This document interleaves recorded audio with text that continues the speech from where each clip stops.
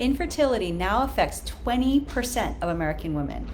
1 in 5 married women aged 15 to 49 with no prior births are unable to get pregnant after 1 year of trying. That's a lot of disappointment and heartbreak that can often be avoided. I'm Dr. Taketa-Wong, and we are joined today by Dr. Christine Williams, our women's health specialist. We're going to break down why so many women struggle with fertility and how naturopathic medicine helps them to get pregnant. We'll be talking with you about 3 main culprits: today's toxic world, nutrition, and inflammation. All of these can be related to hormone imbalances and other factors as well. So Dr. Williams will be enlightening us about that. We'll wrap up with case histories. So, Dr. Williams, could you briefly explain for our viewers how regular medicine typically treats infertility? Yes, absolutely. So, in conventional medicine, generally when there's infertility, they jump into drugs, generally, that can stimulate ovulation. So, if you have been in the infertility world, you might have heard of Clomid before or letrozole. So these are ovulation-inducing drugs and medications. They also use gonadotropins, which is another category of medications that stimulate egg production in the ovaries. And then, sometimes they'll use metformin, which is a medication used for insulin resistance for infertility related to PCOS. And so generally it's medications to help induce ovulation, and without getting to the root cause of why or what else can we do about it. And then we get into procedures like IUI and IVF. Yeah. And then can you tell us what IUI is and IVF? Most people probably have heard of it, but yeah. Yeah, IUI is intrauterine insemination, where sperm is placed directly into the uterus. And then IVF is in vitro fertilization. Eggs are fertilized in a lab and then transferred into the uterus. And so these can be, invasive, and not everybody wants to go that route if they don't have to. And there's many things that we can start to do beforehand. And so it's good when we need it, but there's also other things to explore. Yeah, and can you explain some of the underlying causes, behind infertility? Because I think that's one piece that there's different medical conditions, right? But then oftentimes there could be things that are underlying those medical conditions that are contributing. And I think that's a big, difference in naturopathic medicine with how it's looking at things. It's trying to look at some of the underlying causes behind, reasons for infertility. So could you tell us a little bit about some of those underlying causes? Sure. So a lot of what I see is ovulation disorders. So women aren't ovulating for a number of reasons. And it could be PCOS, or even something like a hypothalamic dysfunction, so stress, weight changes, things like that. It can be nutrient deficiency, toxic overload, and other undiagnosed health concerns like thyroid disorders, hormonal imbalance like low estrogen or progesterone, autoimmune disorders that that need to be addressed, and of course, as we get older, after age 35, we have to be more conscious about fertility for a lot of women. So it can be lifestyle related, stress related, and of course we have the toxins and inflammation, a lot of the things that aren't addressed in conventional medicine. Yeah. Yeah, so let's talk about some of those kind of things that are not maybe addressed or talked about as much in conventional medicine. So, can you explain to the viewers how toxins, for example, can affect a woman's ability to conceive? Yeah, so toxins, whether we know or don't know that we've been exposed to them, can build up in our body and cause changes, and they can affect fertility by changing a woman's hormones and menstrual cycle. It can affect sperm quality, and it can also affect, if you do become pregnant, the development of the growing fetus. So some of these toxic chemicals that are the most common are like BPA, which is found in plastics, phthalates, pesticides, air pollution, heavy metals, flame retardants, and they can be what's called endocrine disruptors. And so they disrupt our hormones. And so those can be found in everyday products, cosmetics, foods, beverage packaging, and your carpet, clothing. So they're kind of everywhere. So we have to be aware of them. And so that's just one part of the picture, is understanding, what is your exposure, and then addressing it. Yeah, and that's unfortunately really one thing that's really not talked about hardly at all, I think, in regular medicine or conventional medicine. And that's a big part of what I know you look at and do, or we all do really, in our practice. And how do you help women to get their toxin levels back down? Yeah, so I talk to them about their exposure. So some people know, what kind of exposure they've had. And the good thing is we have the access to testing. So we can test for these toxins, for a lot of them. And so we can see at which level there is toxin exposure and how much is in a person's body. And so to help bring those levels back down, I would encourage organic eating, knowing what's in the ingredients of what you're applying to your face, to your body. It's everything from where your clothing is coming from, because everything that we come in contact with can potentially be transferred inside the body. And so in addition to knowing where your exposure is coming from, how high it is, then we can get into gentle detoxification from these compounds and these chemicals in the body. And we do that with herbal medicine, with nutrition, with your diet, exercise. Like, right, it's kind of going back down to those foundational things, but it can be really helpful along with a gentle detox.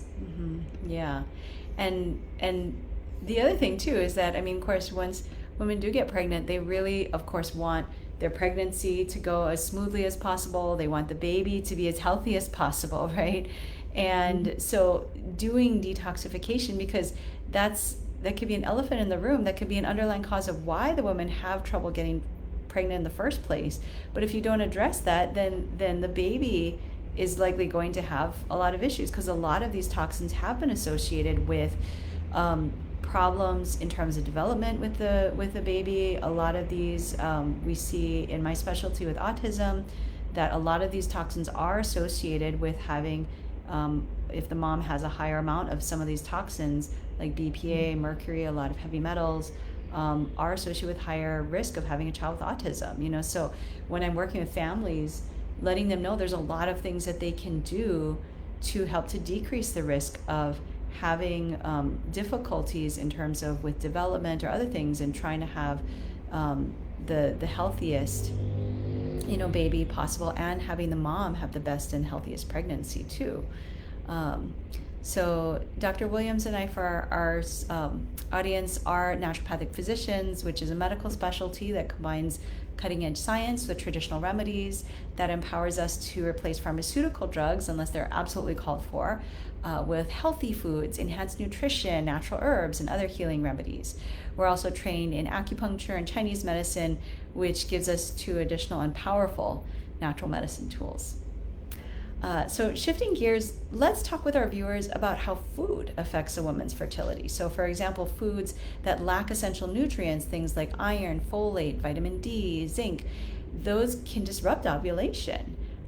Food can also affect the quality of a woman's hormones. So can you talk with us about how food and nutrition can affect a woman's fertility?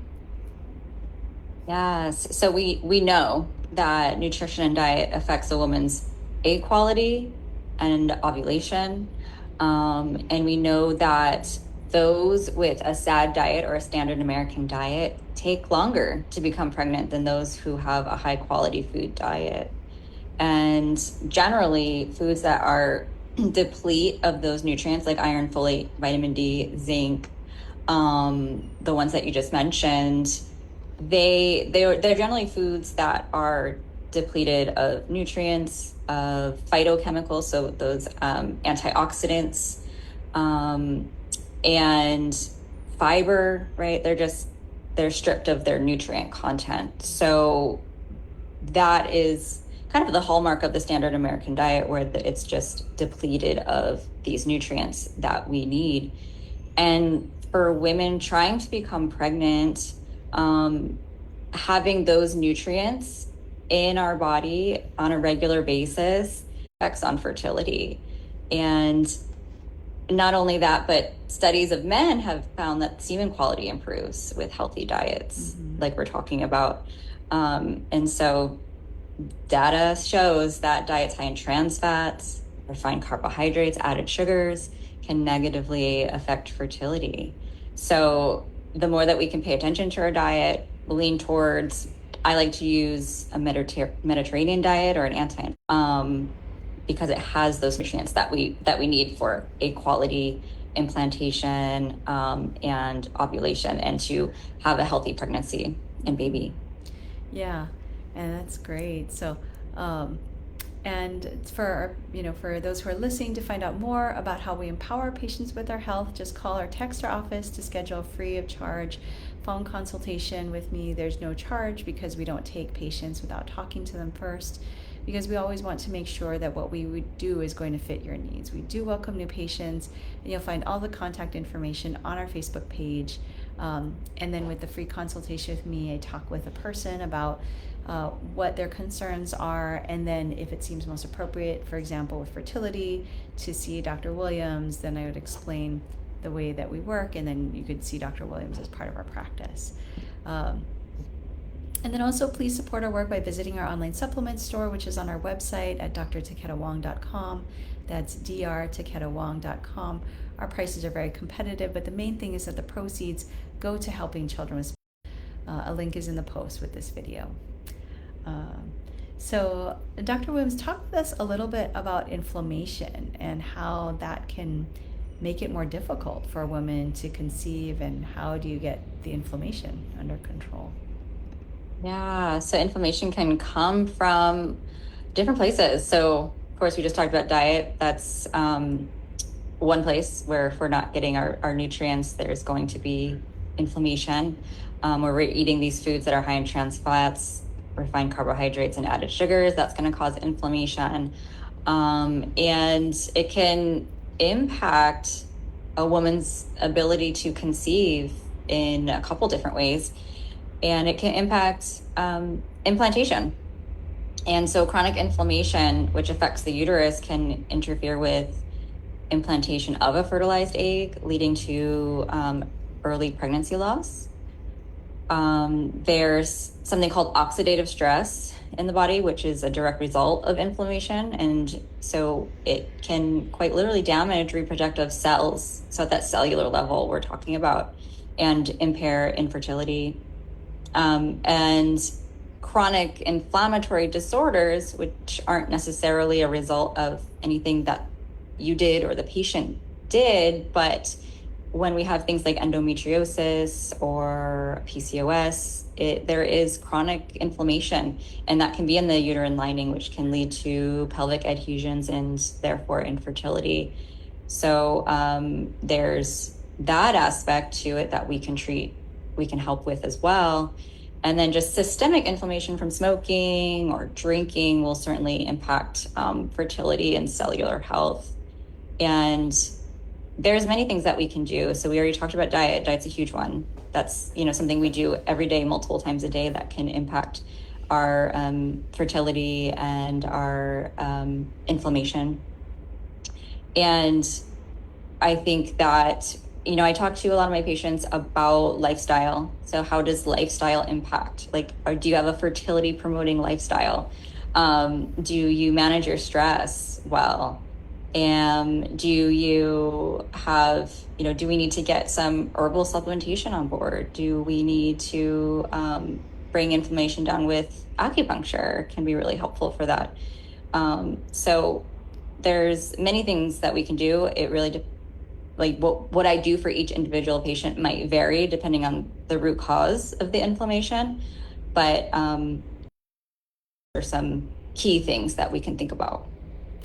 Yeah, and I think it's important to note that for patients, I mean, with many of these different conditions that can contribute or cause inflammation, PCOS, endometriosis, fibroids, or other kinds of things, that there are natural medicine treatments like acupuncture and herbs and other things that are very effective for these.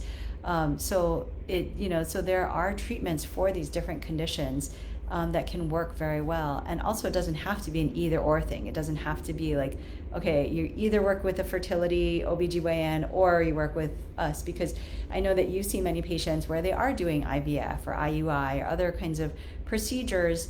And then what you're doing is really complementing and working together with these other procedures that they're having done.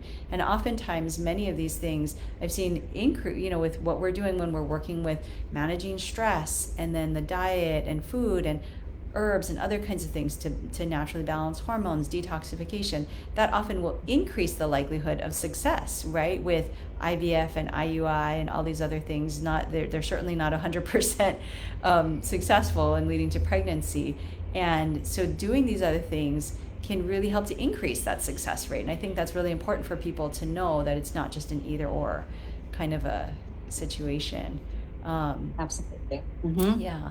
And then before we sign off, could you just share with us a couple of case histories of patients who were able to conceive after working with you? Yes. So I had a patient come in with, so she was complaining of debilitating fatigue that didn't improve with rest and proper sleep. She had been trying to get pregnant for almost a year, and so she considered that she might be infertile. She had some hair loss, and so after talking to her, taking her history, I ordered some testing, and it turned out that she had undiagnosed PCOS. So with PCOS, it can be that there isn't consistent ovulation every month. And so you can be trying to become pregnant, and if you're not ovulating, you can't. And so we treated the underlying cause of her PCOS, which we found out through the testing was insulin resistance. And it even included the quality of her menstrual cycles once we started treating that. Her fatigue improved and she became pregnant. It took a few months, it took, almost a year of treatment. We also got her off gluten with a modified Mediterranean diet. I got her on proper supplementation. She was also doing regular acupuncture treatments for hormone balance, work on stress reduction techniques like walking and meditation, which she really needed because she was really stressed out too. She had a lot going on. And so within a 10-month period when we worked together, which I'm still working with her now, she became pregnant and she's in her second trimester. And so I'm really happy for her. Yeah, that's great. Yeah. And so another patient came in knowing she had toxins, and she really didn't want to become pregnant until she addressed those toxins. And so we did a comprehensive toxin test where we tested heavy metals. We tested environmental toxins like pesticides, plastics and things, and then mold toxins as well. And so upon testing, we found a couple heavy metals and some plastics in her body. And we did a gentle detox for probably about 6 months at least. And again, same thing with gave her diet recommendations, proper supplementation.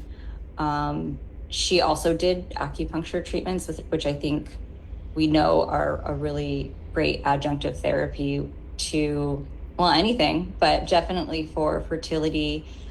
before and after IUI or IVF, and for stress reduction, hormone balance. So it's a great one for women trying to become pregnant.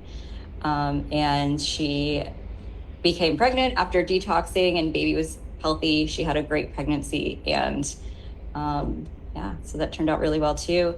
So there's different ways to address different underlying causes of infertility, and with proper testing and proper diet, supplementation, stress reduction, and detox, bringing inflammation down, we can see some good things for women in their fertility and hormones. Yeah, so that's great. So, so for our audience, I trust our discussion about infertility has been useful for you. I'd certainly welcome the opportunity to discuss your specific situation so that you too can be empowered with your health. If you're interested in working with Dr. Williams on fertility or for other health concerns, or any of the other doctors at our practice, just call or text our office to schedule free of charge phone consultation with me. We always want to make sure that what we do fits your needs, and you'll find all the contact information on our Facebook page. Again, also please support our work by visiting our online supplement store, which is on our website at Dr. Taketa-Wong. That's Dr. Taketa-Wong. Our prices are very competitive, but the main thing is that the proceeds do go to helping children with special needs with their medical treatment. And a link is in the post with this video. So mahalo to everyone, and thank you so much for being with us today, Dr. Williams. We really just appreciate your expertise and sharing that with us. Okay, mahalo, and look forward to seeing everyone in 2 weeks. Thanks.